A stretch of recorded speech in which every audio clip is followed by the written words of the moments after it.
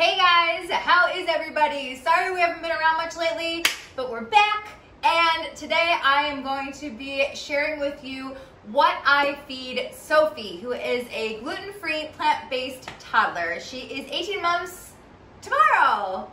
Yay! Oh yeah, tomorrow, 18 months. So she's a year and a half, and a lot of you have been asking me, what do I feed her? And so today I'm gonna show you a sample of like 3 different meals that I would feed her.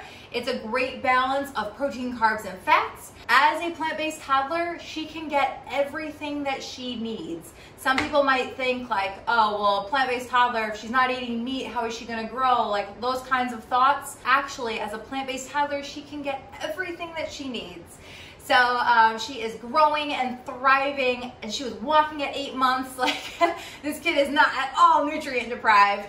And so it's actually really simple to make food for her. What I do a lot is I roast a lot of veggies and stuff, potatoes. She loves beans, she loves lentils, she loves avocado, she has tons of different fruits. And so it might be overwhelming, but I'm gonna show you how easy it really is, especially because there's some stuff that you can just meal prep, and then, you know, like I'm gonna show you, I'm gonna roast up some veggies, and then, you know, she can eat a little bit every day. It's basically toddler meal prep.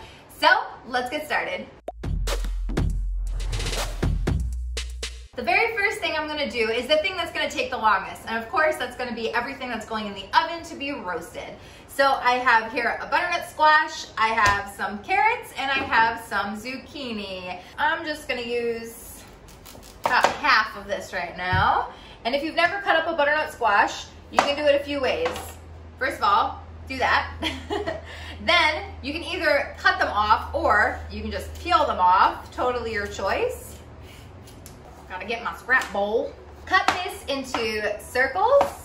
Honestly, this tastes like candy. If you saw my post the other day, I love roasted butternut squash. That was probably dangerous. I should probably look down when I'm cutting through things. I'm just going to cube it.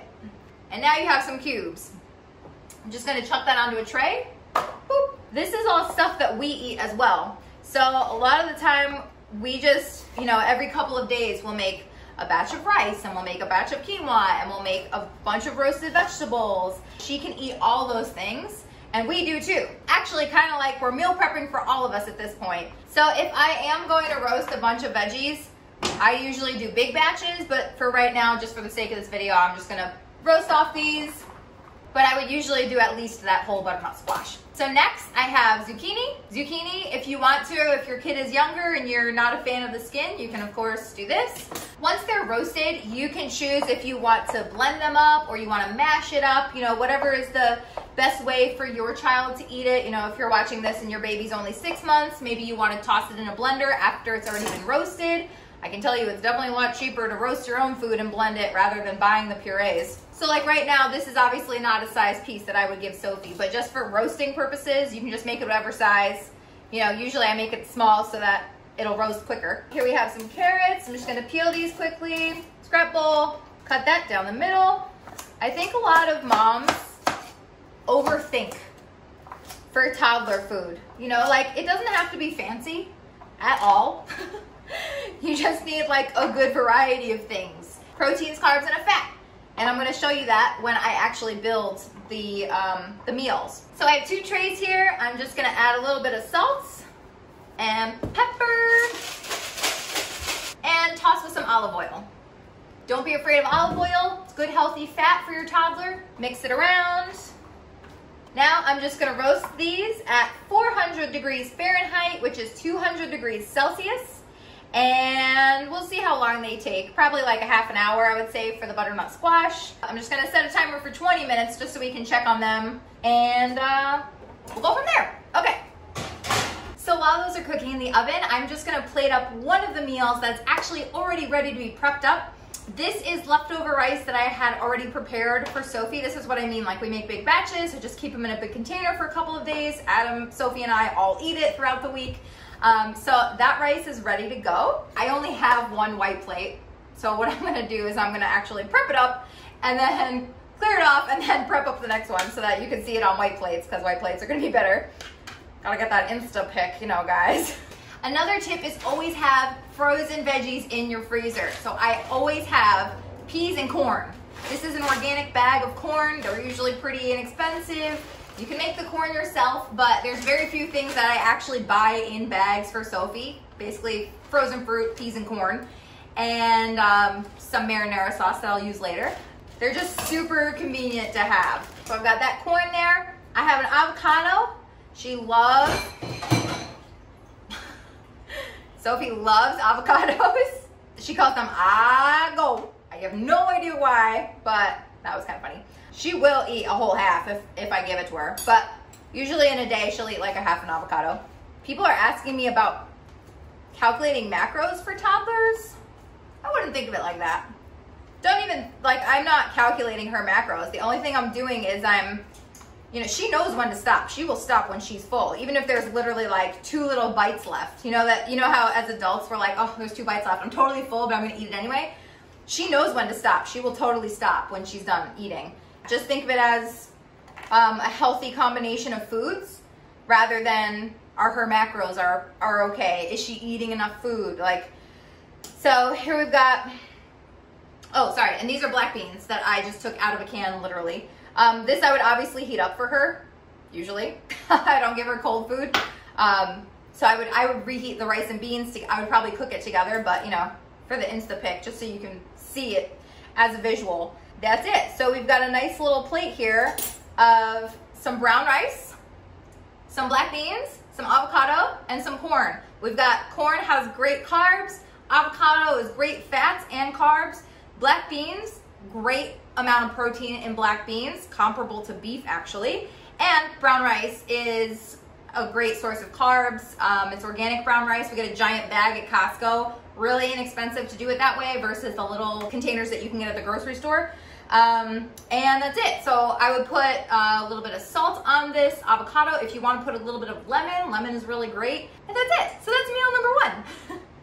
Really simple. You saw how fast it took me to put together because I already had the brown rice made. Other than that, everything was ready to go. The avocado was ready to go. The corn comes out of the freezer and the black beans literally come out of a can.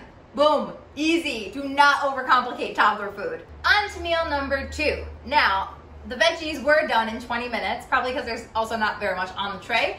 So there, I can stick a fork in all of them. They're cooked. So this next meal is quinoa. We also often meal prep quinoa. I had this on the stove right before we started filming. You just mix 1 cup of quinoa with 2 cups of rice, put it on the stove. Once it comes to a boil, put it on simmer, cover with a lid, and it'll cook in like 15 minutes. Super fast, super easy. There is so many good proteins and good stuff in quinoa.